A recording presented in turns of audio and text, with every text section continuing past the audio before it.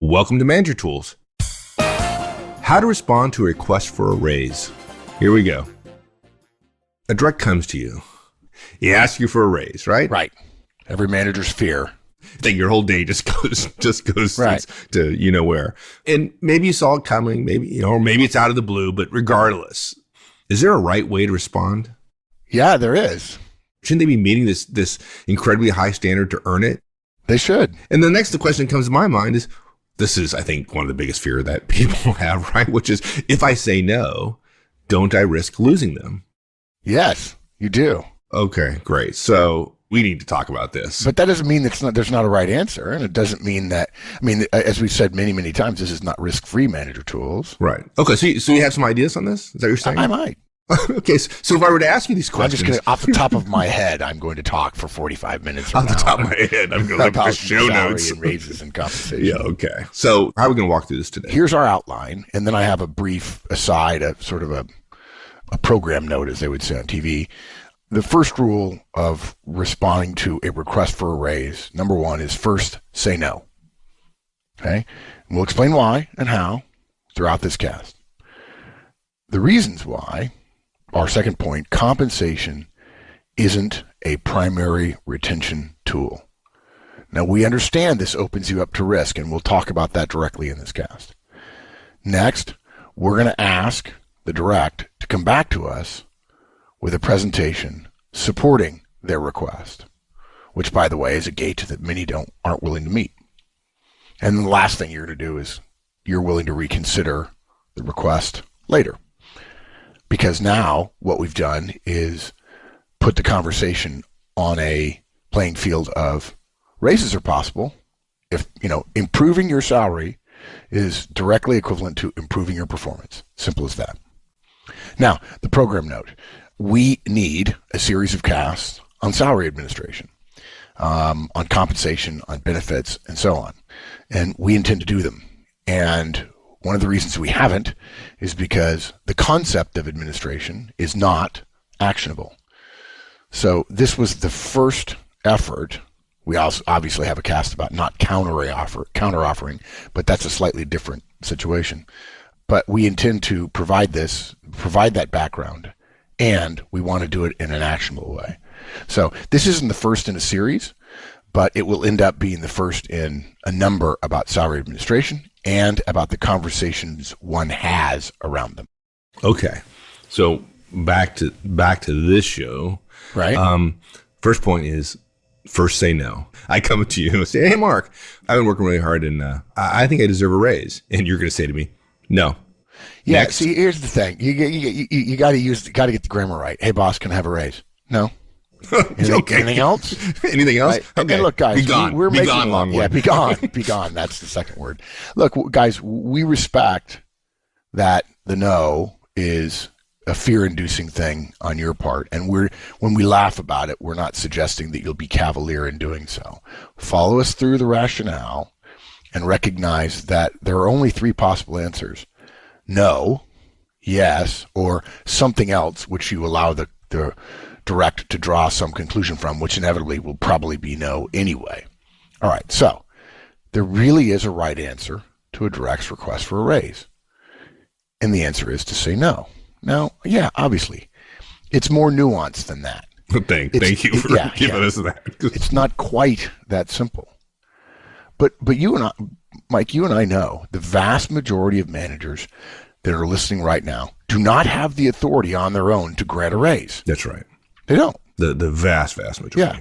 So based on what we have seen to be the fundamental misunderstandings and assumptions that are wrong from directs, what this all means is, by definition, you have to say no. It sounds terrible, but if you get any hint at all that your direct thinks you're the person who is going to decide, you have to say no, because that has to be your decision, because you can't say yes. Anybody can say no. Right. And no doesn't mean forever, right? It's not permanent. Exactly. Yeah, and we'll talk more about that later too. Look, our point here is you're going to end up saying no in the short term because you can't offer a raise right away because there's administration and it's not your decision alone. And look, too many of us are fearful of saying no, even though we know that that's where we're going to end up in most raise request situations. Guys, we're not going to talk about a lot here, but I'm going to put this out, and this is part of the salary administration discussions later. You're supposed to say no. You work for the company, right? We have a podcast, Welcome to the Day, right? Professional subordination. Your role power means you speak for the company. The company doesn't want to give people raises. I know that sounds horrible, but the company doesn't want to cut people's salaries either. Right.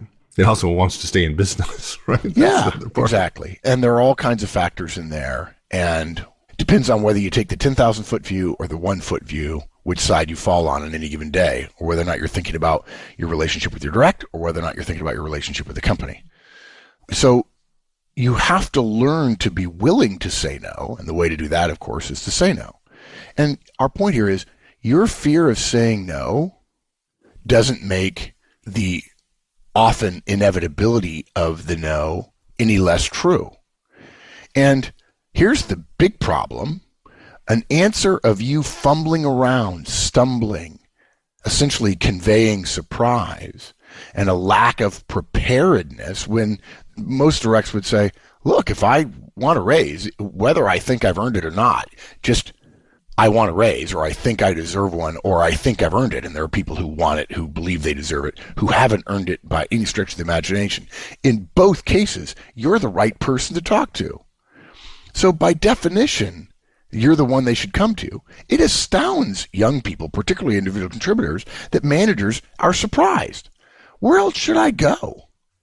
Why are you surprised? And in fact, you shouldn't be surprised, and so expressing surprise is not a professional way to respond.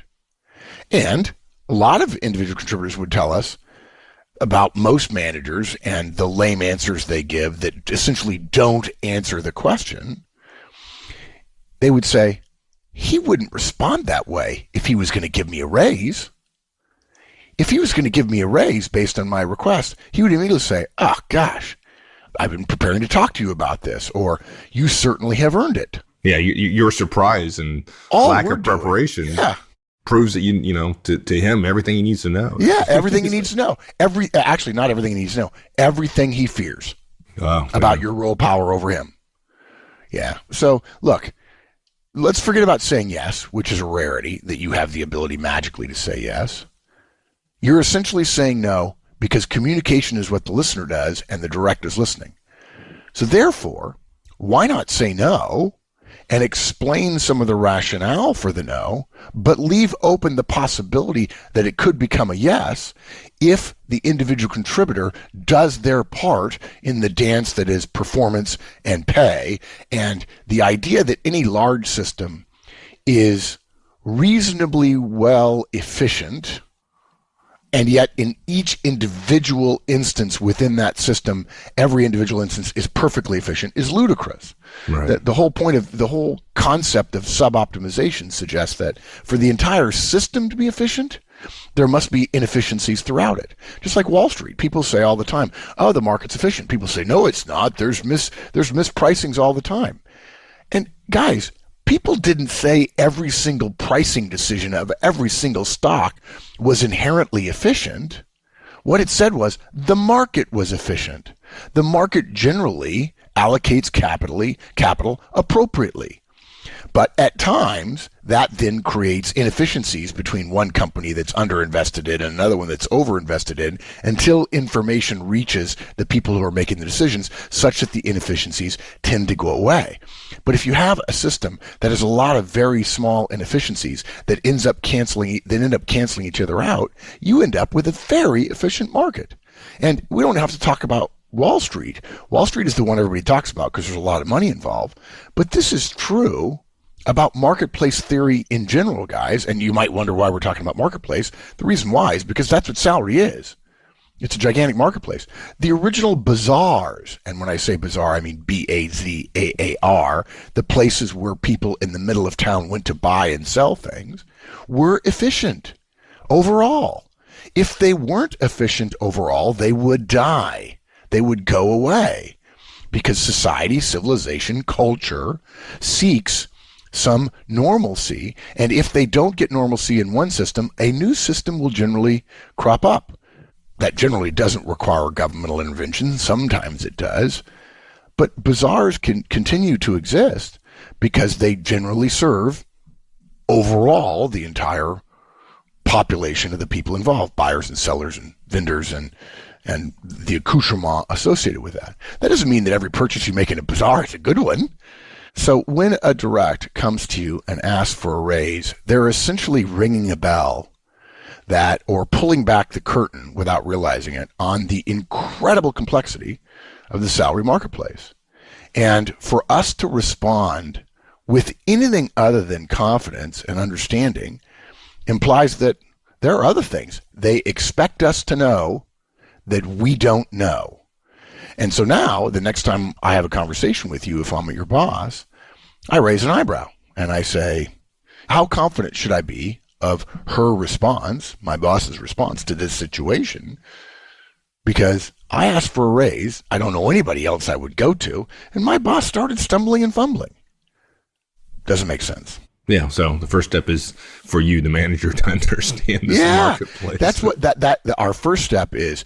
We're not saying that you are giving an unequivocal no till the end of time, but we want you to be able to manage your response. And one of the easy ways we can help you manage the response is to give you a clear answer, a no. And then, and by the way, that applies to a lot of people, those people who are performing at the mean, or underperforming. And by the way, part of our salary administration cast, guys, the series is going to include, what do I do about the person who's at the mean, but they haven't had a raise in 3 years? And one of the responses is, how's the company doing? Well, the company's been flat in terms of performance for the last 3 years.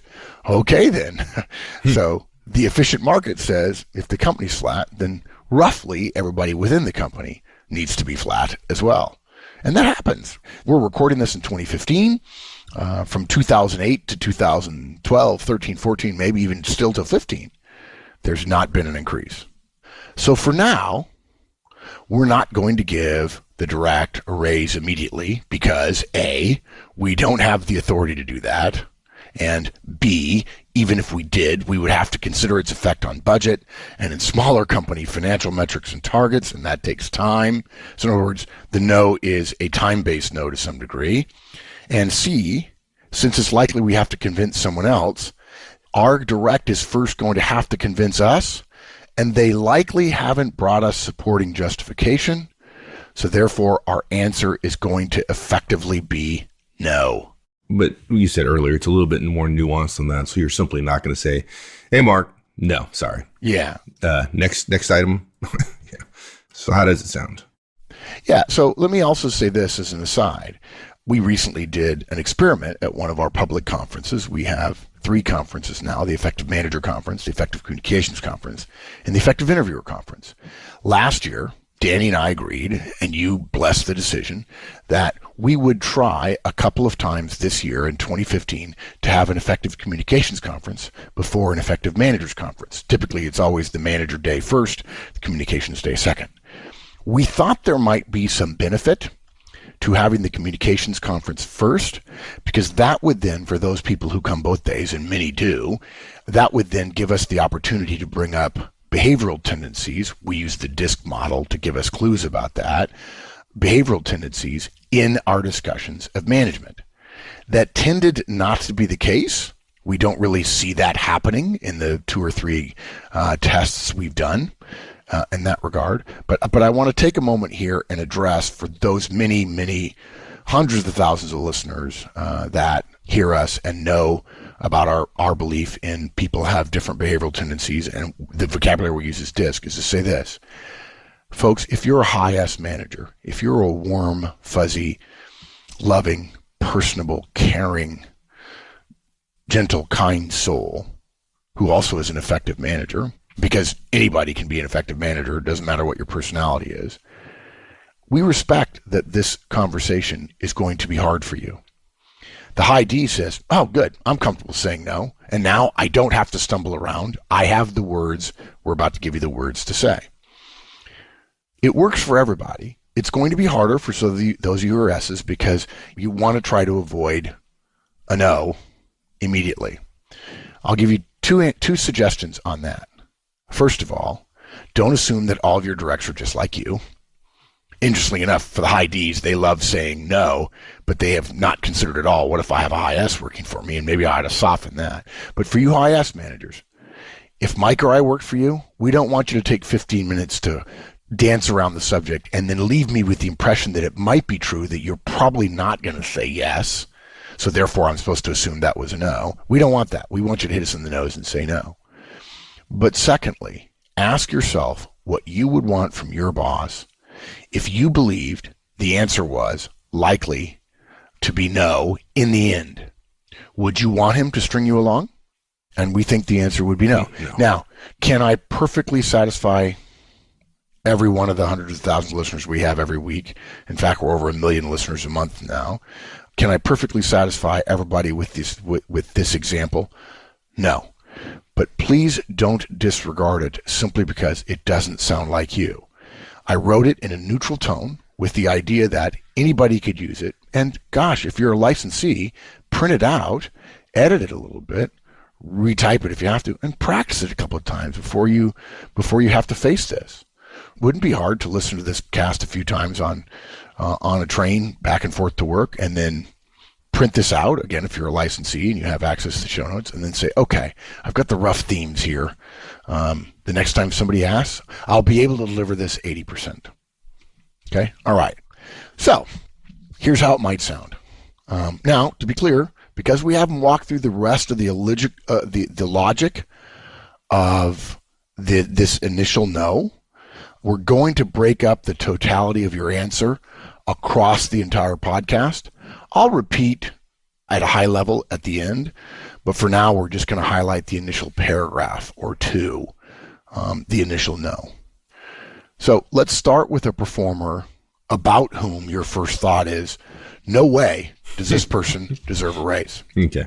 The one you're most likely just absolutely want to say no to. And what's funny is, because we fear the no, and we'll talk about that later too, this is the person that ought to be easiest to say no to. But this is the person we stumble the most because we suddenly realize they've asked a question that requires us, if we're truthful, to tell them they're not a high performer. That's right. And the high D might be tempted to say like, hell no. All right. Yeah. But okay, we're not going to recommend it. Yeah, good.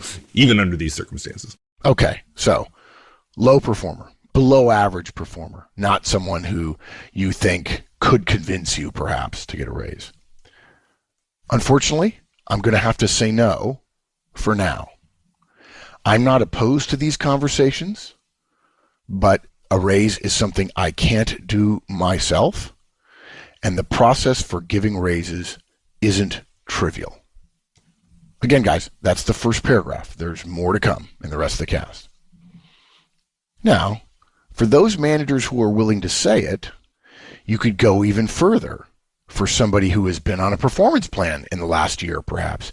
Even if they came off of a performance plan, and I've actually had someone do this to me, they came off of a performance plan and then they said, well, my performance clearly has improved, I deserve a raise. I said, oh no, you are now operating in arrears. I mean, mind you, now I was 32 when this happened, but you are now operating in arrears because your pay didn't go down when your performance dropped to the level that we had to put you on a performance plan and you sucked up other resources, my time, more closely managing your performance. We kept your pay the same while you dropped your performance. You can't ask for a raise because you're out of the ditch. Right. If we use the land analogy, there's ditches, there's plains, and there's mountains. You get a chance for a raise when you're in the mountains. But just because the plains feel like not the ditch, or they feel like the mountains compared to the ditch, doesn't mean you're in the mountains. Right. Well, and you're just now to the level of performance that you're actually earning your current pay, let alone more. Yeah, exactly. Okay, so here's how that might sound. Samuel, I'm going to say no. First, I can't say yes because there's a process. But even before that, the first principle is performance, and your performance hasn't justified an increase, in my opinion. Now, guys, some of you are thinking, wow, that's harsh. And I'm trying not to say it harshly, and some of you could probably add a few words to make that a little bit more soft. But I want you to consider something. What happens if you don't say no, and you allow every person who asks you for a raise to start the entire process of going to the system, because that's what you're going to do in anything other than a very small company, and engaging the system and bringing a decision back to you about whether or not this person can have an increase in compensation. And the moment you say that, engaging the system, what you're talking about is spending your political capital. You're going to ask your boss to spend time, strike one, to communicate with others, strike two, on something sensitive, strike three. You're going to spend your own political capital. And if nothing else, we talk, there's the podcast about Politics 101, and we need to do give more guidance on politics, but you don't spend your political capital on your weaker performers. Right. You definitely don't ask your boss to spend her political capital on her weaker skips. You just don't do that. Okay. Next example. For somebody whose performance isn't terrible, but you're still unlikely to give them a raise, or their performance is at the mean or maybe even slightly above. But again, just because somebody's at the mean or slightly above wouldn't mean, therefore, oh, sure, they're going to get a raise. Because if that's the case, salary administration would implode. You might say this. My first answer is no. There's a process, and it's slower than most people want, and it takes a good bit of preparation. And it's a fairly high bar you have to meet. Being above average is simply not enough. By the way, to be clear there, I'm not suggesting that was meant to convey to them that they are only slightly above average. I do want them to draw that conclusion, but if they said, are you saying I'm only slightly above average? No, I'm saying what the bar is for salary administration. If they then choose to go back and say, yeah, maybe I'm only slightly above average, maybe I won't go through all the hard work, you've essentially prefaced the actual no they're going to earn by not going through the process with an accurate prediction of that by saying, I'm going to say no. Right. And again, like you said before, there's more here. That's not the end of the conversation. What about the better performer, somebody who's a good performer or well above average? Yeah. So I might say this. I'd love to, but it's not that easy. In the short run, right now, I have to say no because I can't magically change your salary. But let's talk about the process and what we can do, and it may make sense to put together a case and fight for it. It strikes me as this is such a much better approach than a lot of managers take. And I know there's a lot of managers out there who I think mistakenly take the approach of saying yes to every request, like saying yes with the implication I'm going to try to get this done. And then if it doesn't get done, they blame the process or the boss or the company, or there's not enough money, or it's an HR problem, right? So they blame all those folks for the ultimate answer of no, and they never take the stand. Yep, exactly. And you and I are in violent agreement about that because, of course, we got taught in school about professional subordination. But there are two problems with the approach. The first thing is that encourages everyone to go all the way through the process of creating a supporting presentation. And by the way, that's a lot more work than you realize. We'll talk about that later. And also, it's also a lot more politics. And because of that and the time thing, your relationship with this direct becomes shadowed by the ongoing process of waiting around for them, meaning not you, even though you are part of them, to tell us, meaning you and your direct. In other words, you're separating, in terms of drawing the line between the company and the individual happens on the other side of you, not between you and the direct, which is, of course, wrong. And we're waiting to hear what the outcome is. Second thing, and I've already made this clear, this separates you from the organization. It puts you on the side of the direct. Guys, you can't find anybody who says the professional approach is for you to side with the direct. No, unfortunately, you speak for the company. You have role power, and role power is the ability to speak for the company. And so therefore, to your direct, you are the company. It's unprofessional for you to have that conversation and blame it on the company. And it's unprofessional, and it impacts your relationship with your direct. Your first responsibility is the company, not to direct. And again, there's a cast for that. Welcome to they, professional subordination. Okay, now this is a pretty big topic, and we got a long ways more to go here, but I think we're We're close to about a half an hour here, so I think our next topic is going to be fairly long. So why don't we stop here and... Well, can I say one thing before we go? Yeah, sure. We've really given the bad news first, and now we've got to educate about compensation and so on. Folks, if you handle this right a couple of times, I want you to consider the network effect or the aggregate effect of you sending a message that I'm going to say no, I'll work with the best people to get more pay for them. And what this means is the best people feel like they're being taken care of. And some of the people who aren't doing as well may think, well, I'm probably not going to get a raise from him. This doesn't even discuss the issue of pay raises are not the way to keep people. Okay. But if you're going to manage, you want your managerial approach to generally favor your better performers and maybe not disfavor, but certainly not favor your weaker performers. And that's part of the concept that underlies this entire discussion. Yeah, I think as well that when you have these kind of, I think of these kind of as jugular issues, pay for people is important. It's their career. It's their ability to take care of their kids and their spouse and their family. And when you learn this stuff and the conversation comes up and you have a conversation where they walk away and go, that lady's a professional. She knows what she's talking about. And even if you're a young manager, you've been a manager for 6 months and you can handle this conversation well, you're going to look like an absolute pro. And that feeling of respect and admiration is going to help in a lot of different areas. And this is an area, just because of the emotional importance people place on this, is a place you want to get that conversation right. Yeah. And as I've told many young managers before, you don't actually have to feel like a pro inside to appear like a pro to your directs if you know what behaviors to engage in, and you can behave your way into the feeling. Yeah. Well said. You don't have to wait to be 50 to be good at this stuff. Yeah. You might as well start practicing now. Yeah, this is good stuff. So next week we'll get into the rest of it, and folks, it's good stuff. This is stuff I wish I knew when I was 22 years old. Yeah, exactly. Well, of course, we didn't have to use it in the Army, right? But jugular nonetheless. All right, my friend. Thank you. Thanks, partner. All right, we'll see you. Thanks, everyone. That's it for this week. We'll finish this one up next week. In the meantime, have a great one. So long.